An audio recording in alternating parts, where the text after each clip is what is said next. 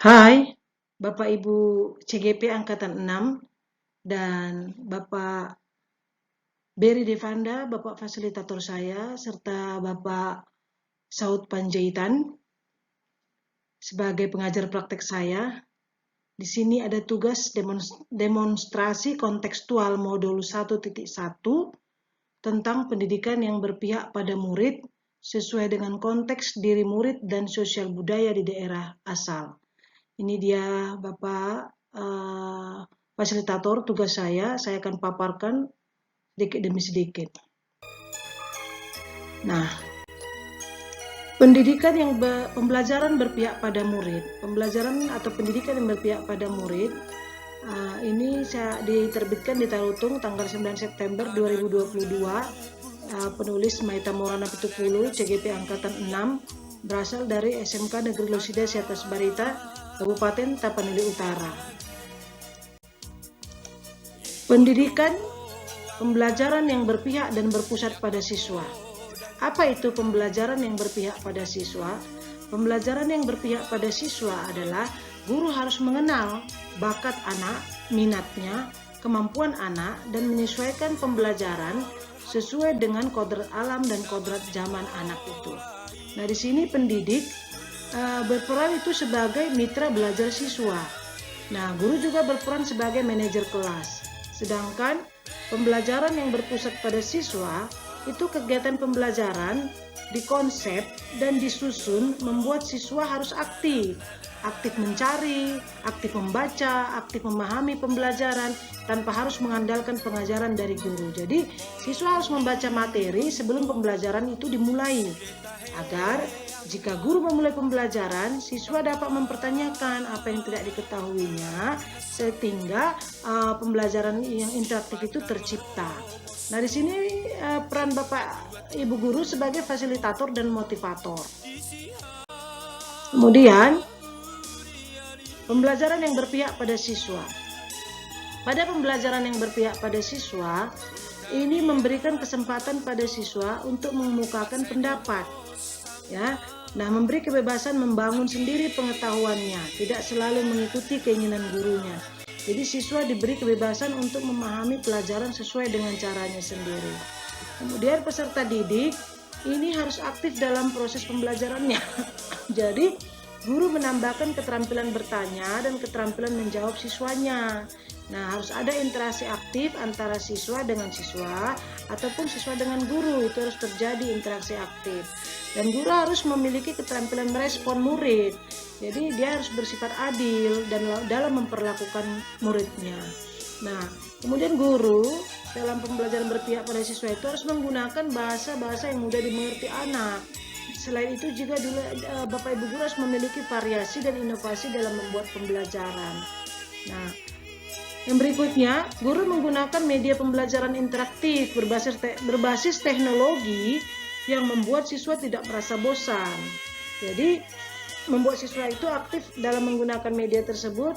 Jadi, Bapak Ibu harus membekali diri dengan menggunakan teknologi. Teknologi ini harus kita gunakan untuk membuat media pembelajaran interaktif. Lalu, guru harus terampil mengelola kelas sehingga pembelajarannya itu berjalan dengan baik dan tertib. Kemudian, guru mengelola pembelajaran mulai dari pembukaan hingga penutup, itu harus bisa. Dan guru harus menuntun siswanya mengikuti pembelajaran itu sesuai dengan minat dan bakat anak. Nah, di sini guru sebagai fasilitator dalam pembelajaran. Nah, ada 4 langkah yang menerapkan pembelajaran yang berpihak pada siswa. Yang pertama, Bapak Ibu guru harus mengenali kodrat siswa. Di sini, guru harus mengetahui latar belakang keluarga siswa, apa bakat siswanya, apa kemampuan yang dimiliki siswa tersebut, serta bagaimana kepribadian anak tersebut. Nah, mengenali kodrat siswa ini bisa dilakukan dengan berbagai cara. Yang pertama, bisa melakukannya dengan wawancara kepada orang tua, misalnya pada saat mengambil rapot, atau melihat data-data siswa pada saat dia mendaftar di sekolah, atau melakukan kunjungan rumah, atau melakukan tes kepribadian, atau memberikan pertanyaan-pertanyaan yang bisa membuat siswa akhirnya bercerita dalam tulisannya. Ini yang saya lakukan, Bapak Ibu. Jadi dengan mengajukan pertanyaan-pertanyaan ini, maka siswa akan bebas bercerita, menceritakan tentang dirinya, latar belakang keluarganya, dan lain-lain, sehingga tujuannya jadinya saya sebagai guru dapat menentukan metode, model, bahkan konsep pembelajaran yang akan saya lakukan dengan mengenali kodrat siswa itu. Nah, ini contohnya Bapak Ibu, contoh diagnostik awal pembelajaran dengan beberapa pertanyaan untuk mengenali kodrat siswa. Nah, ini ada 3 anak, ini pertanyaannya lebih dari 10, ini anak pertama, anak kedua, anak ketiga. Jadi dengan mengetahui potensi kekuatan kodrat anak yang dibawanya dari lahir, kita dapat menuntunnya dengan melihat latar belakang kehidupannya. Jadi dengan melihat pertanyaan-pertanyaan dan jawaban-jawaban mereka, saya lebih mengenal siswa saya secara alami, kepribadian mereka dan kodrat siswa itu sendiri. Kemudian yang kedua, pembelajaran yang berpihak pada anak itu dapat kita lakukan dengan memposisikan diri kita sebagai manajer. Nah, peran guru sebagai manajer di dalam kelas itu adalah merencanakan. Saya ulangi, peran guru sebagai manajer dalam kelas ini, dia bisa merencanakan, mengorganisasikan, dan memimpin dan mengevaluasi hasil kegiatan belajar mengajar anak. Itulah sebagai manajer. Dan posisi guru dalam kelas ini mempengaruhi perkembangan dan tingkah laku murid.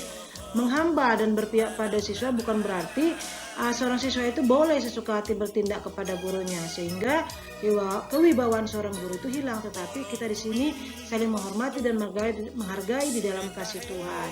Jadi posisikan diri Bapak Ibu sebagai manajer, maksudnya itu merencanakan, mengorganisasikan, memimpin dan mengevaluasi hasil kegiatan belajar mengajar. Kita harus mampu. Nah, ini dia yang saya lakukan. Saya menempatkan diri saya sebagai manajer, merencanakan, memimpin pembelajaran di luar kelas, outdoor, pembelajaran di luar kelas, outdoor praktikum, ini dalam kelas indoor praktikum. Kemudian langkah ketiga dalam pembelajaran yang berpihak pada murid, Bapak Ibu harus buat dan terapkan kesepakatan kelas. Cara melakukan kesepakatan kelas yang pertama, kita ajukan beberapa peraturan dan tata tertib mata pelajaran kepada anak-anak. Biarkan setiap anak berdiskusi, menerima atau menolak peraturan yang kita buat ini. Nah, jika mereka menerima, maka muridnya akan menyetujui atau mencatatkannya. Dan biarkan juga anak-anak itu menentukan sanksi apa bagi mereka yang melanggar peraturan kesepakatan tata tertib mata pelajaran atau kesepakatan kelas itu. Nah, murid wajib menuliskan semua peraturan dan tata tertib mata pelajaran itu di setiap awal semester, di awal buku catatannya. Jadi ketika mereka membuka catatan, mereka akan melihat, oh iya, ada peraturan tata tertib kesepakatan kelas mata pelajaran yang saya berikan. Yang kedua, kita tanyakan pendapat siswa. Nah, dalam kesepakatan kelas ini, siswa kita beri kesempatan menyampaikan hal-hal yang membuat ia tidak nyaman di dalam kelas itu apa, dan harapan yang ingin dicapainya. Jadi siswa itu menceritakan kelas impian yang ia inginkan itu bagaimana. Yang ketiga, tanyakan ide dari murid untuk mencapai kelas impiannya.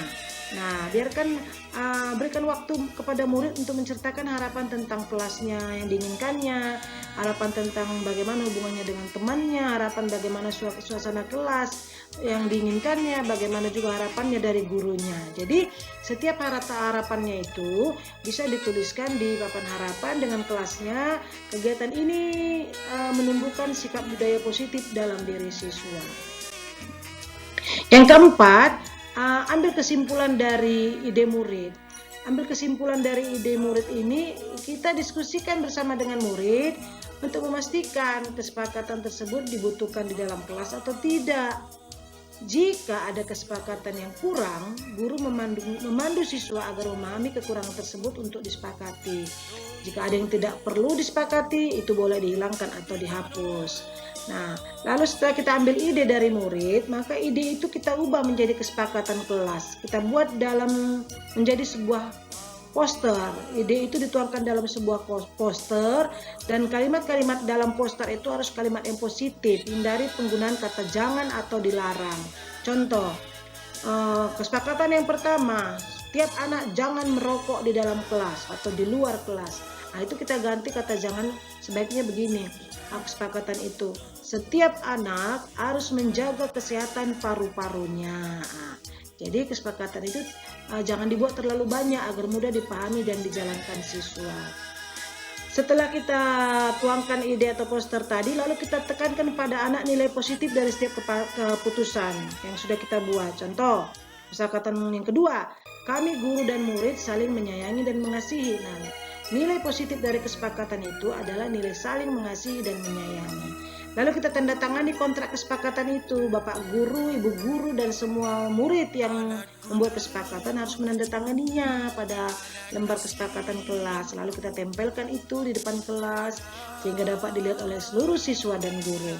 Yang kedelapan, kita lakukan refleksi kontrak kesepakatan kelasnya. Ini untuk meninjau kembali apakah ada kesepakatan yang perlu diganti, dihilangkan, atau ditambahkan sesuai dengan kondisi kelas saat itu. Itulah tadi Bapak Ibu langkah-langkah dalam membuat kesepakatan kelas bersama anak-anak. Nah, ini contoh kesepakatan kelas mata pelajaran biologi dan simulasi digital. Ini contohnya ada beberapa pasal-pasal yang kita tentukan bersama anak. Nah, kesepakatan ini kita buat selalu dalam awal semester. Dan anak-anak ini tujuannya ini supaya lebih terarah tingkah lakunya sehingga pembelajaran yang berpihak dan berpusat pada siswa itu bisa kita jalankan. Hubungan dengan murid pun antara guru dan murid pun menjadi harmonis. Ini dia hubungan saya dengan anak-anak harmonis. Nah, kesepakatan ini dibuat secara bersama-sama Bapak Ibu antara guru dengan murid. Sanksi juga ditentukan bersama-sama. Jadi di sini dituntut disiplin dan tanggung jawab dari setiap anak dalam melaksanakan kesepakatan tersebut.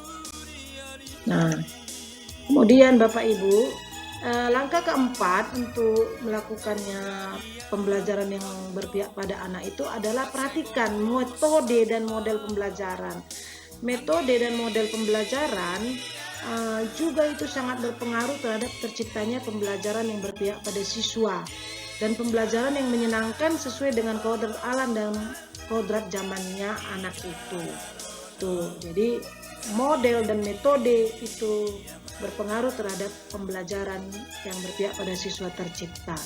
Lalu yang berikutnya kita melakukan refleksi setelah melakukan pembelajaran, apakah model dan metode tadi diminati anak atau tidak ya? Nah, kita minta refleksi dari anak. Apakah mereka senang dengan metode yang kita lakukan? Lalu berikutnya kita usahakan dalam setiap pertemuan itu kita menggunakan model atau metode yang berbeda agar siswa tidak merasa bosan dan jenuh dengan metode yang sama. Seperti bisa kita ambil hari ini metode ceramah, indoor, minggu depan indoor atau kelas, lalu diskusi kelompok, praktikum, presentase, belajar outdoor atau alam. Sesuaikan dengan materi Bapak Ibu, cocok yang pakai mana metodenya itu. Nah, ini ada saya lakukan metode pembelajaran indoor dalam kelas, saya pakai Infocus. Kemudian saya pembelajaran diskusi kelompok, anak-anak dibagi dalam kelompok. Nah, ini adalah pembelajaran dengan sistem presentasi. Jadi anak membuat materi, tugas mereka, lalu mereka buat dalam PowerPoint, lalu mereka presentasikan dengan merangkai Infocus dengan laptop mereka. Lalu di sini akan kita lihat bagaimana teknik anak itu berbicara, berkomunikasi efektif, bagaimana teknik anak itu menguasai teknologi, bagaimana teknik anak itu berkolaborasi, bekerja sama dalam pembagian tugas, menyampaikan materi, dan menjawab pertanyaan. Jadi metode dan model pembelajaran berpengaruh terhadap terciptanya pembelajaran yang berpihak pada anak. Kemudian ada juga ini saya lakukan metode praktikum di luar, memakai mikroskop, kemudian untuk supaya cahaya itu terang. Kemudian di sini ada juga saya lakukan metode ceramah di dalam kelas atau sistem organ-organ pencernaan. Jadi anak-anak lebih memahami kalau kita pakai media selain teknologi digital. Kemudian ada juga pembelajaran outdoor di luar lapangan, di luar kelas. Jadi anak-anak bisa bebas bergaul dengan alam, dan alam juga bisa kita buat jadi sebagai sumber belajar. Jadi anak-anak tidak monoton dengan pembelajaran model ceramah saja. Itulah pendidikan yang berpihak pada anak. Kemudian Bapak Ibu, yang saya lakukan untuk mewujudkan pendidikan yang berpihak pada anak itu, yang pertama, saya harus punya tekad atau niat pada diri untuk memberikan yang terbaik pada murid. Jadi semua tujuan pembelajaran yang kita lakukan adalah memberikan yang terbaik pada murid dan berorientasi hanya untuk kebutuhan belajar murid saja. Yang kedua, kita membiasakan diri membangun komunikasi pada siswa agar lebih memahami karakter dan potensi dirinya. Kita harus pakai bahasa-bahasa yang seperti bahasa mereka sehingga mereka merasa dekat dengan kita. Kita tegur, kita senyum, kita elus kepalanya. Jadi teknik komunikasi itu banyak kita lakukan untuk membangun hubungan yang harmonis dengan anak-anak. Kemudian kita membuat kesepakatan kelas dengan siswa, lalu kita mencari ide-ide kreatif, inovatif pembelajaran dari berbagai sumber. Kemudian kita mempersiapkan alat dan bahan pembelajaran seperti praktikum dan belajar outdoor, kita sebagai fasilitator. Lalu kita menjadikan pembelajaran itu menyenangkan bukan hanya bagi kita tapi bagi anak yang terutama. Yang berikutnya yang saya lakukan itu kita membuat siswa aktif dalam pembelajaran, baik menjawab, baik mengajukan pertanyaan, baik dia memberikan umpan balik ataupun refleksi. Kita pancing anak-anak dengan kita akan berikan sedikit nilai plus atau nilai yang spesial nantinya gitu. Jadi mereka terpancing. Lalu kita melakukan evaluasi pembelajaran untuk perbaikan pembelajaran berikutnya. Nah, pembelajaran yang berpusat pada siswa tadi ada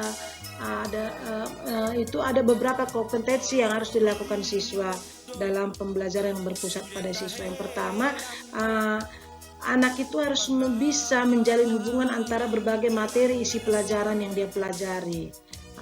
Dia bangun hubungan atau komunikasi materi satu dengan materi lain, mereka harus bisa menjalin hubungan materi minggu lalu dengan yang sekarang, itu harus mereka bisa.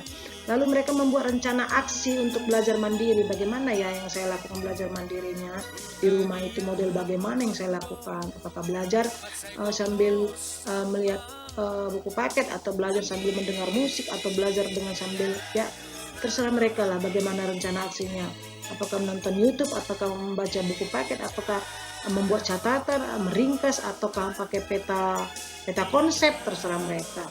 Kemudian murid harus mampu menguji perkembangan pembelajarannya dengan hasilnya. Hasil saya begini, bagaimana perkembangan belajar saya? Kok begini hasilnya masih rendah ya?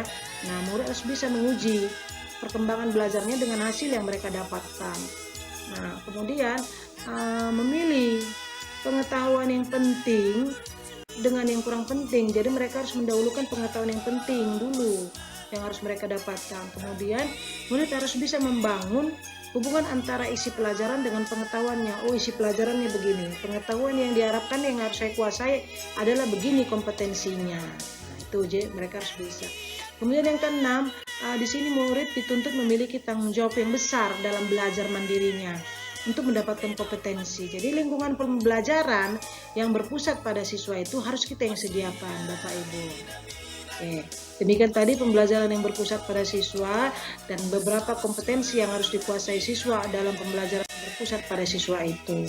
Nah, sebagai kesimpulan Bapak Ibu dari pembelajaran yang berpihak dan berpusat pada anak itu, yang pertama, pembelajaran yang berpihak pada anak itu adalah pembelajaran di mana gurunya harus mengenal bakat, minat, kemampuan siswanya dan menyesuaikan pembelajaran sesuai dengan kodrat alam dan kodrat zamannya. Yang berikutnya, ada 4 langkah menerapkan pembelajaran yang berpihak pada siswa. Yang pertama, kenali kodrat siswa, latar belakangnya. Kemudian apa potensi anaknya. Lalu posisikan diri Anda sebagai manajer, Bapak Ibu, merencanakan sampai mengevaluasi pembelajaran. Lalu berikutnya membuat dan menerapkan kesepakatan kelas agar anak lebih terarah, terpimpin, dan bertanggung jawab, disiplin dalam melaksanakan kesepakatan. Yang keempat, perhatikan metode dan model pembelajaran supaya anak tidak bosan dan tidak monoton.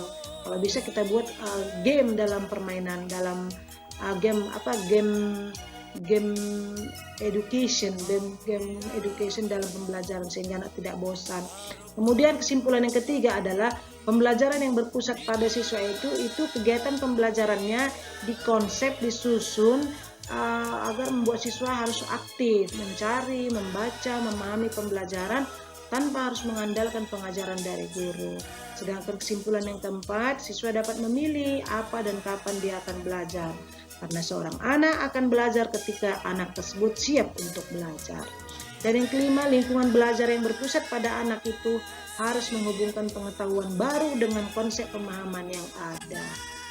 Yang keenam, kesimpulan yang keenam itu, siswa dapat membuat pilihan belajarnya dan harus lebih aktif dari gurunya. Yang ketujuh, siswa harus bertanggung jawab untuk semua aktivitas proses pembelajarannya. Itulah 7 kesimpulan dari pembelajaran yang berpihak dan berpusat pada anak. Nah, saya yakin dalam penyampaian saya tadi tentu ada kalimat yang salah atau yang kurang benar, maka saya mohon dari Bapak Fasilitator dan Bapak Pengajar Praktek dan Bapak Ibu CGP Angkatan 6 supaya memberikan masukan, ide-ide atau saran kepada saya untuk menyempurnakan penyampaian saya ini. Semoga bermanfaat bagi Bapak Ibu semua di seluruh Indonesia. Sekali lagi saya mohon maaf dan saya mengucapkan terima kasih. Tuhan Yesus memberkati kita semua. Dah.